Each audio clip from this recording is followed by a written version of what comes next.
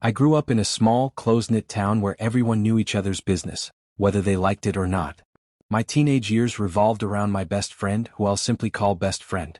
We were inseparable, spending every waking moment together, riding our bikes down dusty back roads, playing on the same school teams, and dreaming about starting a business someday.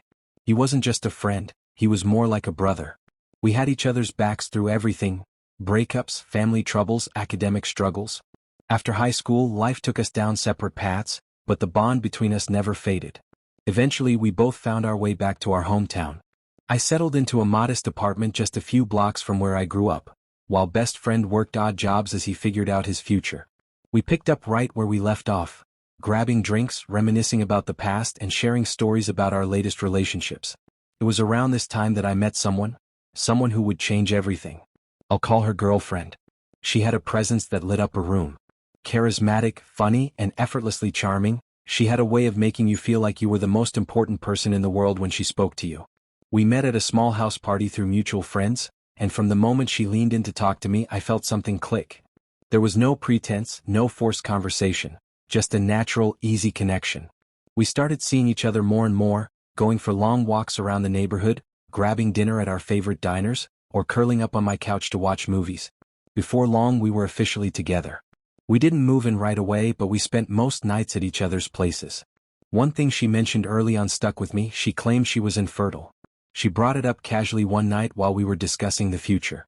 A doctor had supposedly told her she had a hormonal condition that would make pregnancy nearly impossible. I never questioned it. Why would she lie about something like that? As our relationship deepened, girlfriend and best friend became close as well.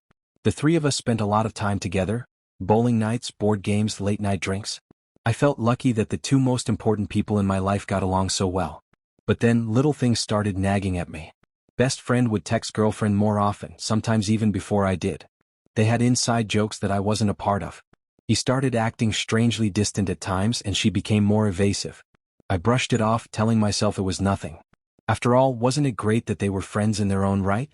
Then came the night everything started to unravel. It was a Friday, and after a long, exhausting shift at work, I decided to swing by best friend's place to see if he wanted to grab a bite. No answer at the door. No response to my calls. Later that night, I found out that he and girlfriend had been together, alone. They insisted they had tried to invite me, that I must have missed their calls. I wanted to believe them. But over the next few months, the signs became impossible to ignore. Girlfriend started stepping out to take calls in hushed tones, always looking tense when she returned. She began turning down weekend getaways, claiming she needed time to herself. Best friend was suddenly too busy whenever I invited him out. Then, the moment that shattered everything, girlfriend announced she was pregnant. At first, I was just confused. She had told me she was infertile. She shrugged, saying doctors could be wrong, that sometimes miracles happened. For a fleeting moment, I felt something like happiness. I'd always wanted kids, just not like this. But then, the pieces of the puzzle started to fall into place. 2 weeks later, she admitted the baby might not be mine.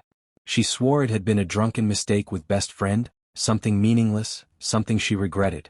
She begged me to understand, claiming our relationship was real, that what she had with him was just a moment of weakness. The betrayal hit me like a freight train. Not only had she been lying about her infertility, but she had been unfaithful, with the one person I trusted most in the world. And then came the worst part. She didn't just expect forgiveness. She and best friend wanted me to help raise the child. When they first floated the idea, I thought it was a joke. But they were serious.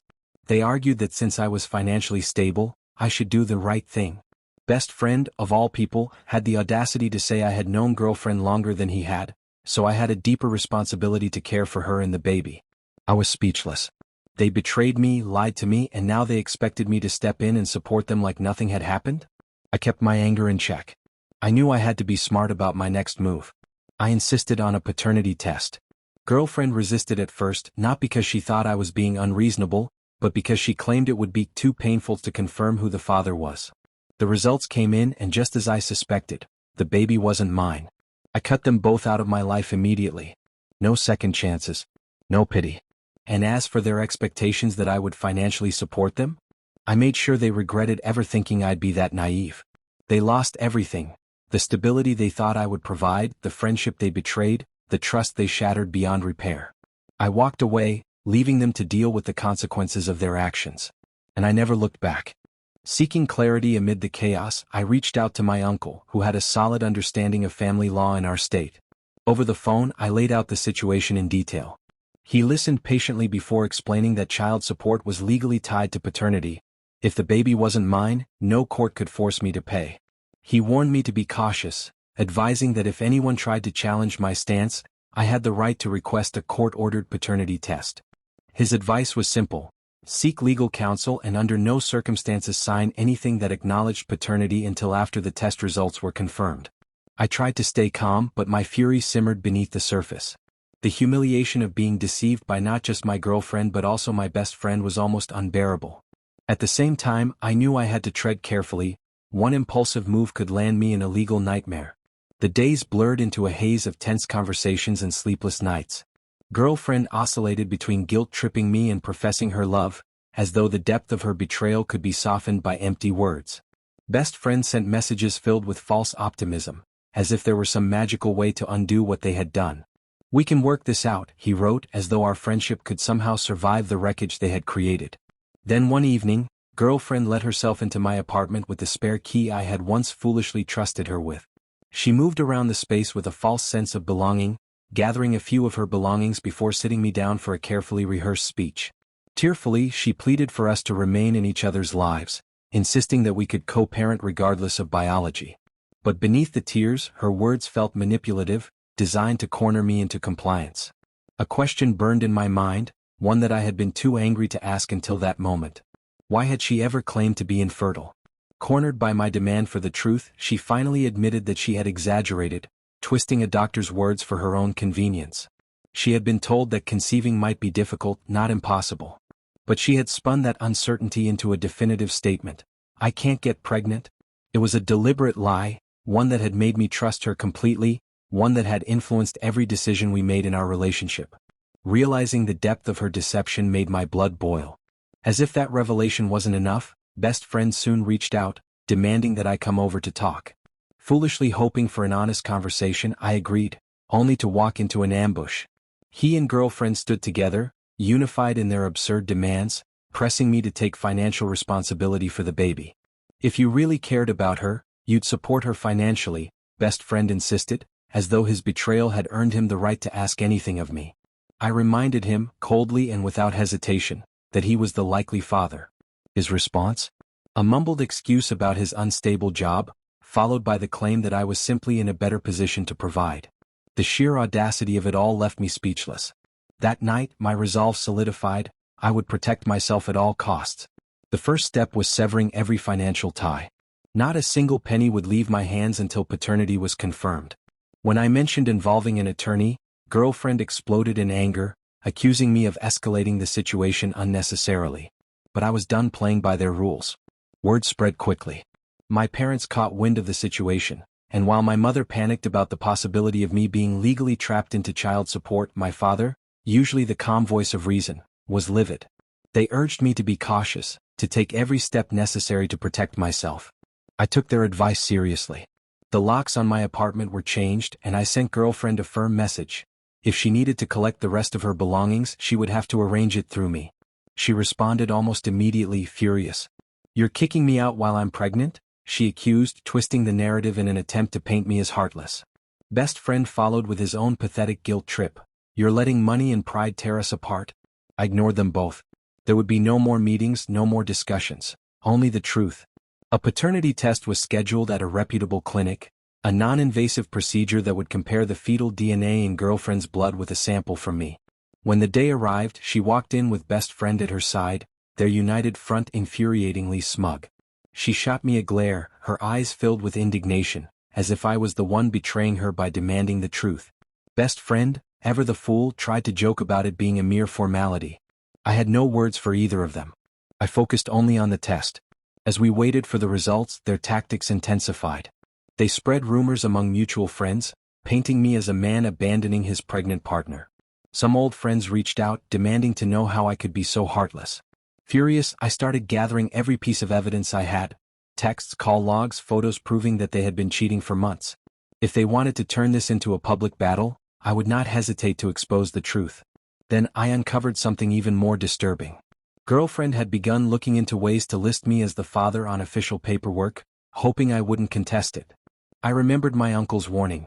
In some places, if a man is named on the birth certificate and doesn't challenge it in time, the court can hold him legally responsible for child support, even if DNA proves otherwise. I would not let that happen. A week after the test, girlfriend invited me to her parents' house for a discussion. I had met them before. They were polite but distant, never truly warm toward me. When I walked in, the tension in the room was suffocating. Her father pulled me aside, his voice low but firm. "You need to man up and take care of my daughter," he said, his words heavy with judgment. I asked him if he was aware that there was a strong possibility I wasn't the father. He dismissed it. "That doesn't matter," he replied. "You were her boyfriend. That makes this your responsibility." It was then that I realized girlfriend had twisted the entire story to her family. Calmly, I explained the situation. The test was pending. If best friend was the father, the responsibility was his. Her mother chimed in with a soft, disapproving sigh. "Everyone makes mistakes," she said. "But a real man doesn't abandon a woman in need." I almost laughed at the absurdity of it. They expected me to set aside logic, evidence, and my own self-respect for the sake of appearances, for the sake of honor. But there was no honor in being manipulated. There was no obligation to stand by a woman who had betrayed me so completely. I stood, my decision firm. "When the results come in, we'll know the truth," I said simply. "Until then, I owe you nothing." As I turned to leave, I caught a glimpse of girlfriend's face, furious, desperate, and afraid. She knew. She knew her web of lies was unraveling. And soon she would have to face the truth. As I stood in girlfriend's parents' living room, surrounded by people who seemed intent on shaming me into submission, I felt the weight of their expectations pressing down. Best friend finally stepped forward from the corner, speaking about me as if I weren't even there. "I can't believe you're being so cold," he said, shaking his head in mock disappointment. Something in me snapped. I had spent weeks being manipulated, guilt-tripped, and slandered. Enough was enough. I met their gazes with a steady calm, my anger burning just beneath the surface. If the results prove I'm not the father, I'm walking away completely. And if anyone tries to entrap me, I'll respond legally. That didn't go over well. Girlfriend's father erupted, cursing me out and calling me cold-hearted. Girlfriend herself stormed out of the room, disappearing down the hallway, likely for dramatic effect. Best friend just stood there, shaking his head, acting like I was the villain in this story. The sheer hypocrisy was almost laughable. Feeling utterly ambushed, I turned and walked out, my resolve stronger than ever. Days later, the clinic finally called with the paternity test results. I took a deep breath as I listened. I was definitively not the father. Relief flooded through me, but so did a fresh wave of anger. They had tried to trap me into raising a child that wasn't mine. They had conspired, lied, and manipulated, all in the hope that I would cave. I forwarded the results to the attorney my uncle had recommended, along with every piece of evidence I had gathered: texts, voicemails, call logs, proof of their months-long deception. I wasn't just going to walk away, I was going to ensure they regretted ever trying to exploit me. Feeling empowered, I began setting the record straight. Mutual friends who had bought into their lies received calm, factual explanations from me. I laid out everything: the cheating, the deception about paternity, and their shameless demands for financial support. Many of them were stunned. Some apologized for doubting me. Then, in a stroke of irony, I found something even more damning. Girlfriend had left an old phone at my place, and when I powered it on, I retrieved text messages proving that her affair with best friend wasn't a one-time mistake. It had been ongoing for months. To make matters worse, I had voicemails from best friend himself admitting that he might be the father. They had done everything in their power to manipulate me into a corner. Now I was about to turn the tables.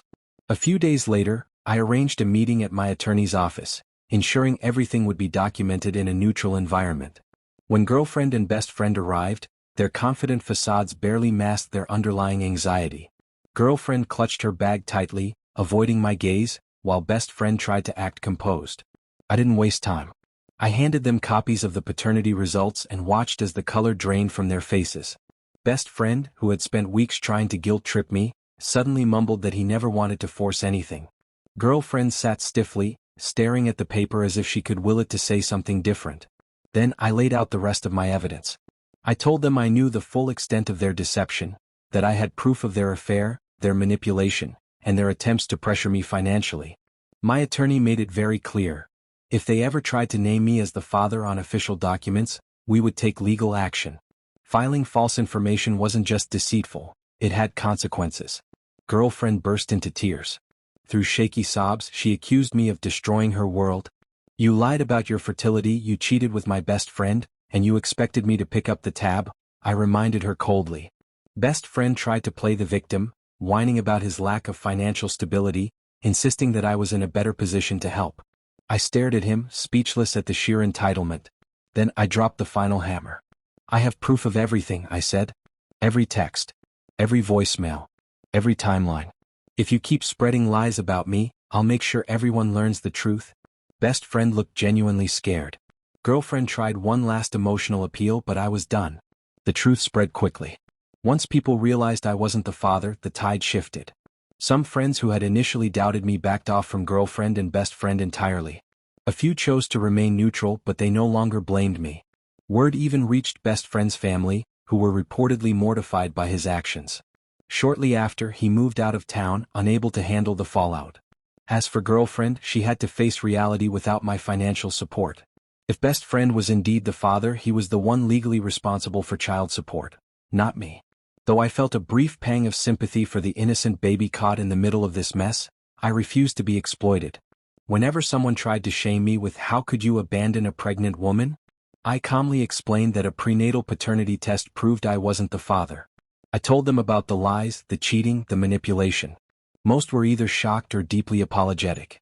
Eventually, even girlfriend and best friend seemed to realize that no further lies would stick. They stopped pestering me. The fight was over. Life slowly returned to normal. I focused on my career, spent time with family, and reconnected with the friends who had truly stood by me. I hit the gym more, channeling my frustration into something productive. My parents were relieved to see me moving forward, though my mother offered a final piece of wisdom. Never let anyone take advantage of your kindness again. She wasn't wrong. This entire ordeal had taught me invaluable lessons: the importance of setting firm boundaries, the necessity of confirming facts before making life-altering commitments, and the power of standing up for myself. Legally, I was in the clear. My attorney assured me that there was no basis for anyone to hold me responsible for a child that wasn't mine, especially since I had never signed any acknowledgement of paternity or implied that I would support the baby. In the end, girlfriend and best friend got exactly what they deserved. Last I heard, best friend was juggling multiple part-time jobs, struggling to keep himself afloat. Girlfriend had moved in with relatives, still sorting out her pregnancy. If the baby was his, he owed the child support, not me. Sometimes I look back and wonder how long they had been sneaking around before I finally caught on. The betrayal had been bitter, but in the end, it sharpened my instincts. It made me wiser. I learned the importance of direct communication, of trusting my gut, and most importantly, of never allowing others to dictate my life. I cut ties with them completely, choosing instead to invest my energy in better relationships. Life isn't perfect, but at least I'm free of their toxicity. People occasionally ask if I'd ever forgive them. Maybe in another lifetime. For now, I'm simply satisfied knowing that I took a stand, exposed their manipulations, and secured my future. That's how I protected myself from a fraudulent child support scheme. And that's how I made them regret trying to exploit my loyalty.